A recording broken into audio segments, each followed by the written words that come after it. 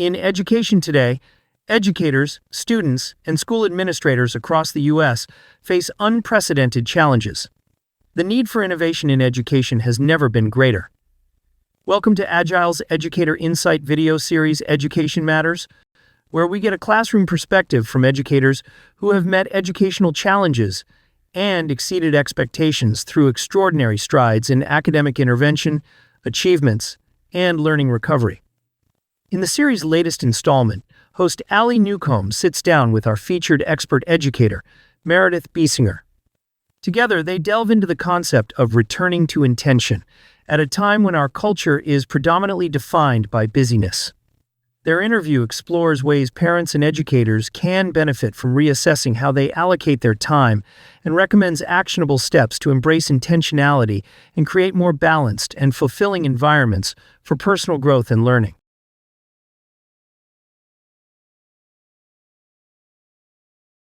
Well, Meredith, thank you so much for talking with us today. We're going to be discussing one of your most recent articles that you published for Agile. And, every turn of a new year, it always feels like the right time to kind of take stock and, look at your intentions and what you wish for and kind of, your goals for the year. But this post really felt, I don't know if it's this year, but this time it felt like especially resonant and important for people to read and share. So we are excited to actually just dig into these ideas more with you. So thank you so much for being here. Yeah, one of my favorite things to do is get to chat with you. So I guess today, so we're talking about your article, 2025, The Return to Intention. And to frame today's conversation, could you start by sharing a bit about just the overall concept of this return to intention as outlined and really discussed in your blog and how it applies to both personal and educational contexts? I feel this way. Sometimes you write an article and you're writing from experience as a professional. But when I wrote this, I was writing it from the point of view as a professional educator, but also a parent and just a person.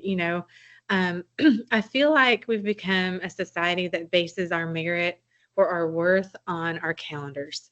And, that's really not okay. I've noticed over the last few years when I catch up with somebody, a friend or family member, hey, how are you doing? Oh, so busy. Mm-hmm. You don't seldom hear like, oh, I'm doing great. Or, actually, I'm not doing so great. I would rather have a more organic answer like that so that you can maybe help them or celebrate with them than, oh, I'm so busy. And then you kind of get the rundown of everything that they're doing. And while those could be great things, I just feel like that's where we've shifted to is we're trying to be as busy as we can be. And it impacts our lives. But if we have children, and then when we're talking about the education space, it definitely impacts their lives too. They're overscheduled, they're overwhelmed, and that translates into mental and physical health issues for both children and adults a lot of times. And so I really feel like it's time to kind of step back and reevaluate what's most important, what our intentions and our goals are as individuals or as families or educators, and work towards those and try to kind of trim down some of the busyness. I definitely hear that. I think, we're all in the same boat. And, like you said, when you say, how are you? And you say, I'm just so busy. That's not how you are. It's really, just you thinking about all the things on a list, rather than really thinking about how you're feeling. Exactly. Right. So, how are you? Yes. Yeah. But I definitely think it is, just a comprehensive thing, at least for me and everyone I know. So, how do you think that this just, I don't want to call it epidemic, but just this reality of busyness, how does that impact, families, students, and educators? Like, what are the impacts you've seen and you're seeing? I think it's a huge ripple wave effect, and we'll start at home. So if you have children who are in a lot of different activities. And I'm not saying that that's a bad thing. My children are involved in activities. It's good to have extracurricular interests and passions. And, I want them to have that. We want them to have that. But when you're booked up every day for several hours a night, children are tired and parents are tired. And then they're not really getting quality time together because you're just driving around town from one activity to the next. And you're just not getting that quality engagement that I think families used to get, maybe around the dinner table, or just not having so many activities. And then that translates into the classroom because they're tired when they get to school the next day, and maybe the teacher can't have their full attention, and that can be frustrating. And you're just trying to educate this overwhelmed, overstimulated child who probably just needs a bit of a break. School is very strenuous and very, high pace now. And so it's just a lot for a little mind and a little body.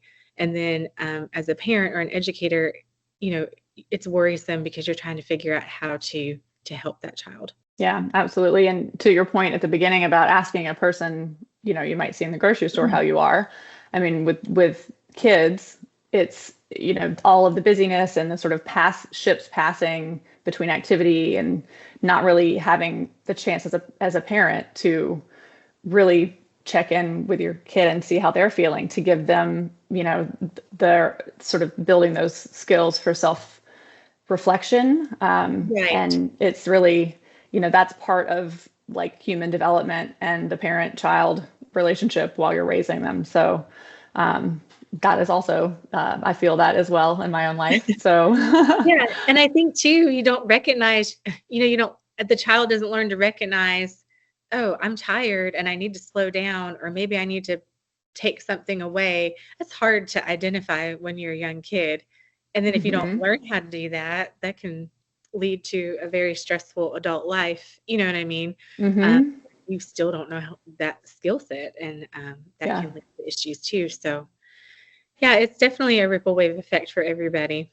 I'd like to hear a little bit about how individuals, in particular parents and educators, can benefit from sort of stepping back to reevaluate how they're spending their time and really look for ways to focus on intentional actions rather than just, the checklist mentality. I got to get through this to get through the day, to get to the next day. Sure. I think on both sides, with parents and educators, it starts with stepping back and really evaluating your own intentions, either as a parent or an educator. What kind of parent do I want to be? What kind of teacher do I want to be? What's my intention for this lesson plan? What's my intention for our household? What kind of environment or culture am I wanting to cultivate? Am I connecting with my child? Am I connecting with my student? Is this homework necessary? Or, is this activity necessary? Does my child really love and thrive in this activity? Or are we checking a box because every other kid in town plays this sport or takes this lesson? You know what I mean? I think it really begins with kind of taking a step back and looking at the culture that you want to create, either in your home or your classroom. And I think along those lines, with the stepping back and taking that evaluation time, at a high level, but then looking at, individual time sucks, or what you're using your time for, whether it's activities after school, how you're using time when everyone's at home, or as an educator, what's making up your lesson plan, curriculum for the year. What are some examples of practical, strategies or tips for how to incorporate intentional practices like, setting priorities and returning to them? And, you mentioned this idea of creating meaningful connections. What are some strategies or tips that you have for how people can actually not think about things, but implement and integrate them into their daily routines, especially when everybody is so busy? I think you hit the nail on the head a minute ago. It starts with time management. We only have so many hours in a day. And, I'm sure a lot of people out there like me, they start their day with their list. I have my list of things I need to get done, and I hold myself accountable to that list. And that's okay. I mean, it helps me stay organized, but it's like, if I don't get everything done on that list, you almost kind of feel like a failure. And it's like, no, really take a look at your day and what's most important. And every part of that day should be engagement. If you're a parent with your child or with your spouse, or if you're an educator with your classroom, and also your community. Relationships matter. I think relationships matter the most. And so if you're not taking time in your day to day to build on those relationships, whatever they may be, then that would be my first tip to people, is that, we get one life and we need to make our minutes matter. And some of those things on those lists we make each day maybe aren't as important as we think they are. Not that they're not important, but our value and our worth begins in our relationships. And that's across the board in schools, communities, and in homes. So I would say, start there, and then just prioritize what's most important. If you do have children, sit down and talk with them, have a conversation about, how are you feeling? What do you really like to do? What could we maybe take out of our weekly schedule? We had a conversation as a family at the new year to set New Year goals. And my youngest son is 8, and it surprised me. He said, I want to have a family game night. We don't ever have family game nights anymore. And he meant board games. And I was so excited, but it wasn't like a video game or something, techie. And I thought, oh my goodness. And, I never would have known that if we hadn't asked. And so, now we try to do that on Sunday night. We try to play a board game or a card game. And he just loves that. And, it doesn't have to be a big, impressive ordeal. It can just be small, simple tips or things that you remove to kind of simplify your day or simplify your week, so that you feel a little more connected to either your child or to your classroom or even to your profession. Hopefully people love what they do, and they don't, sometimes you get so busy in the meetings and everything, you forget to take a step back and say, okay, why do I love to do this? And remind yourself, of what you need to do to kind of stay in love with your profession as well. I love that, especially the point about, setting goals as a family. I think to your point about just relationships are really the thing that matter most, that relational, engagement and focus. And whether it's doing that with your family or with your classroom or with your colleagues, Right. By making, creating space for feedback for whatever sort of relational group you're a part of or at that moment, and making sure that the request about a family game night that probably wouldn't have come up in just, the day to day when you're getting from here to there. Yeah. But allowing everyone to have a stake and a say in, that intention as a group. I think that's really wonderful. And I mean, I'm a list person. I mean, I use a particular app that for my life and work because I need it all in one place, but it has a feature where it's priority 1 through 4. And also it's whether it's work or family. And that has helped me since I moved to that, because if I make sure I can get to the priority 1s in a day.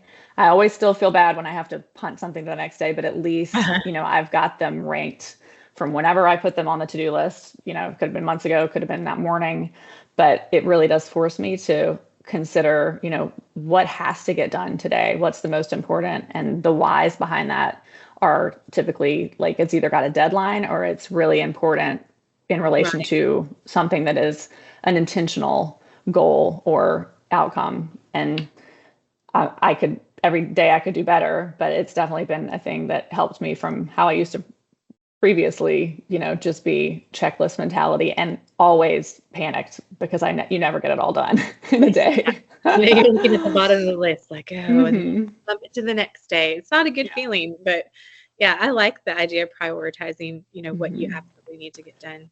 So we touched on it briefly a minute ago when you were talking about, this for educators, really looking at what they're doing and the why behind it. So one of those is like the importance of questioning tasks like homework and extracurricular activities, how you're using your classroom time. So how can educators in particular strike a balance between the academic demands that you more as much as anyone, or certainly more than us, understand are there, and also the well-being of the students and the families through teachers making these intention-driven choices. Right. I will say this. I think it's really hard because I like to remind people all the time that teachers, they are not making all the decisions for their classroom, and they have people to answer to too. And so sometimes people will get so frustrated with, a particular educator, and you just want to remind them they're answering to an administrator, a district, state standards, they're given, we're just given a lot to do. And so it can be overwhelming. But I have noticed personally, actually, a positive shift in a lot of educators I know where they are looking at their classroom culture, and they're looking at, okay, what is most important and what is going to help them the most in their learning and their retention. And then of course, there are state tests, especially in Mississippi. There's a lot of assessment. So they're working towards those goals that need to be met there, but they're trying to make it more meaningful. And that's promising to me. And I feel like that shift needs to happen across the board. But really look at your students, their needs. Every year is different, every classroom is different, and what they could benefit from the most. And if there's extra busy work that's just there to check a box to say you did it, if you can take it out. They're at school for 7 hours a day. Do they really need to go home and practice more? That's what they've been doing at school all day. So unless it's absolutely necessary, try to remove homework because they've been gone all day. Now's the time to go spend time with their families, or go to soccer, or go play outside. That's their time. It's like adults at work, and we're all guilty of this now. And that culture is kind of shifting into education and to children, and it's frustrating. How many of us, when we're done at the end of the day, are absolutely shut down at the end of the day? Or are we checking our emails on our phones? Are we still taking phone calls, that kind of thing? And I feel like that has kind of shifted into education as well. Now, when you get home, get on Google Classroom and do this activity.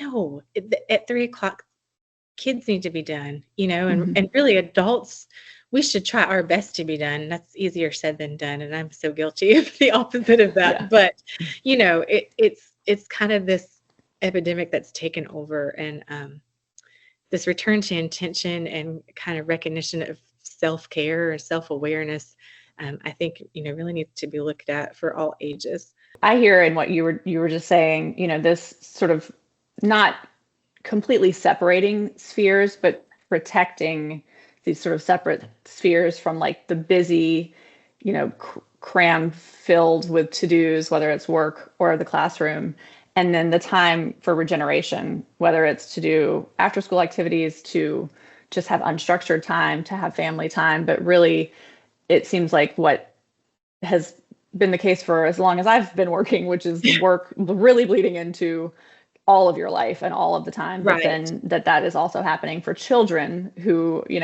like that's the self-regulation model that they're bringing, being brought up in. It's really kind of or should be a reality check for everybody, that maybe we're not modeling the best habits for our children.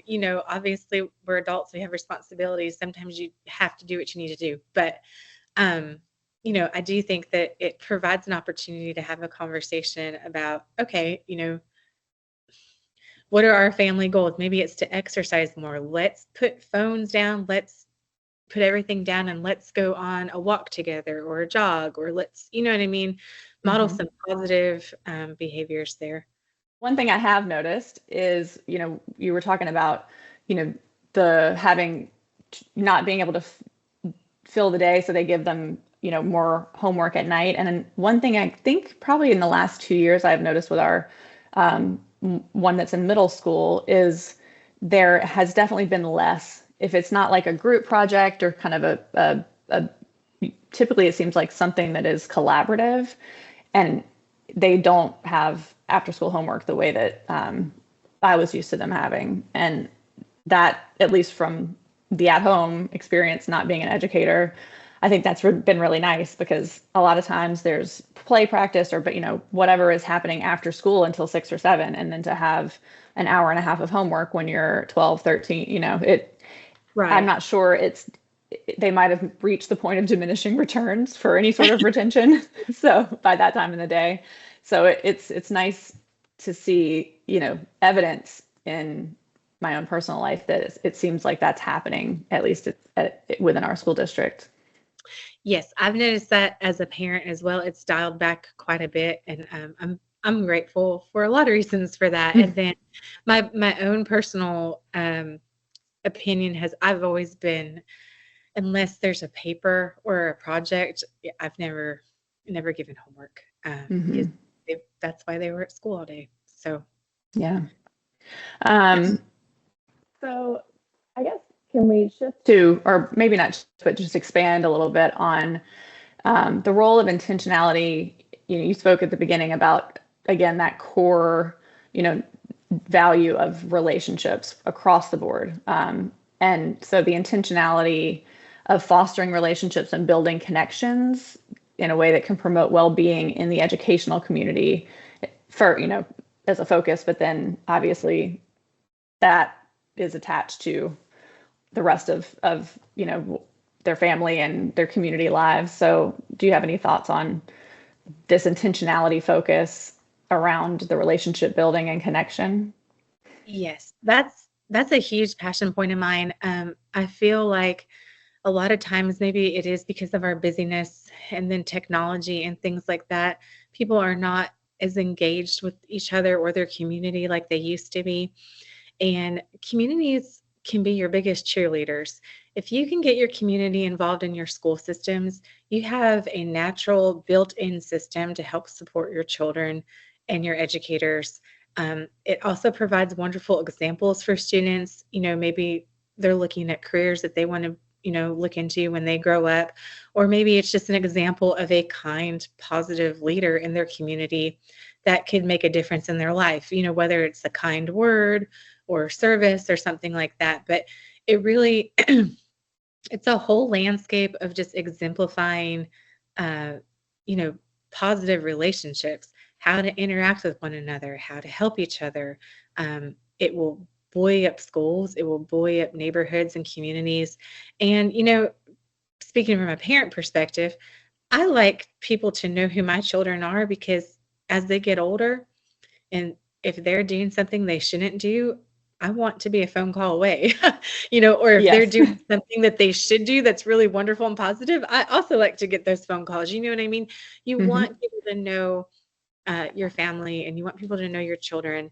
And the way that you do that is you get out there and you get involved in some way or another, and it will always have a positive impact on students and on schools as well.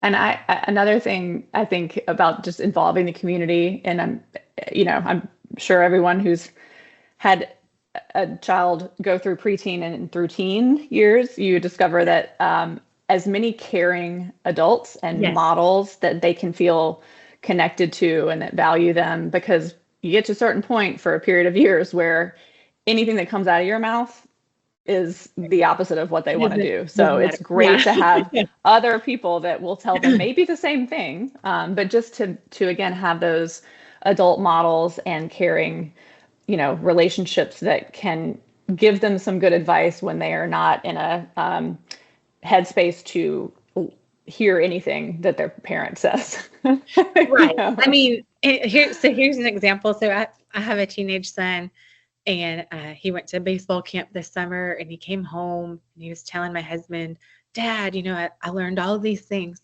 And my husband was looking at him and he goes, that's great, but I've taught you all those things in the backyard. And when I coached you, I've taught you all these things, but because it came from somebody else, it was, so much meaningful and it resonated.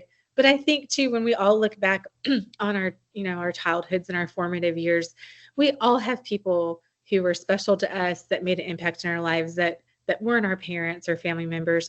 They obviously were very much too. You just don't always realize that in that moment. And those people just hold a special place in your heart, and they really kind of help mold you into who you are. And so if you lose that, you just lose out on so many opportunities to cultivate your community, but also to cultivate, young minds into, future members of their own community who will hopefully do the same.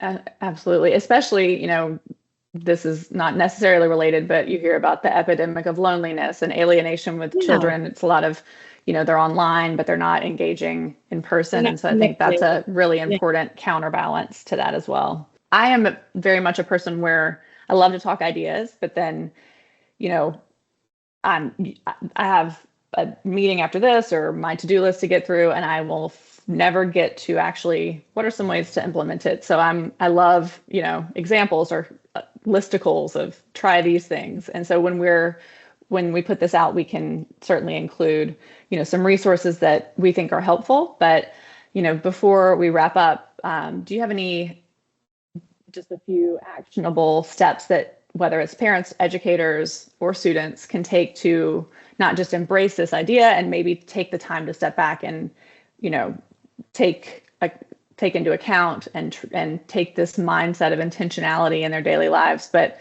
what are maybe some actual actions they could do to embrace intentionality and actually implement it, create a more balanced environment in their personal life and their learning? Sure.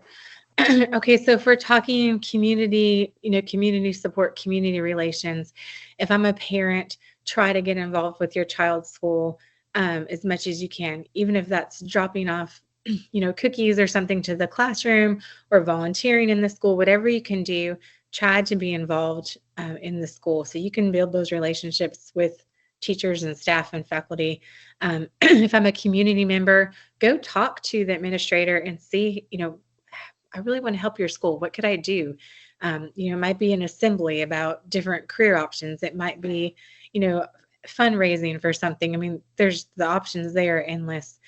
If I'm a parent, or excuse me, if I'm a teacher or a school, family engagement nights are wonderful where you can invite the families out and have an activity. Maybe it's for the book fair or for an arts and crafts night or a family dance night or, just something to kind of gather everybody together and build those relationships.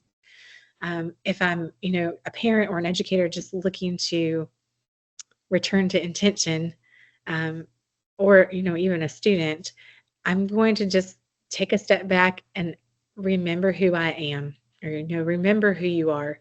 And what I mean by that is, who do you want to be? What are your goals in life and how do you start working on those day by day? If you want to build relationships in the community, how do you do that? If you want to spend more time with your family, how do you do that? If you want to be less stressed at work, how do you do that? Maybe that's, organizing yourself better, or like you said, prioritizing tasks and realizing there's only 24 hours in a day, but really just remember who you are, who you want to be, and start working towards those goals and build that culture in your home or in your classroom where you feel valued and you're valuing other people around you. Mm-hmm.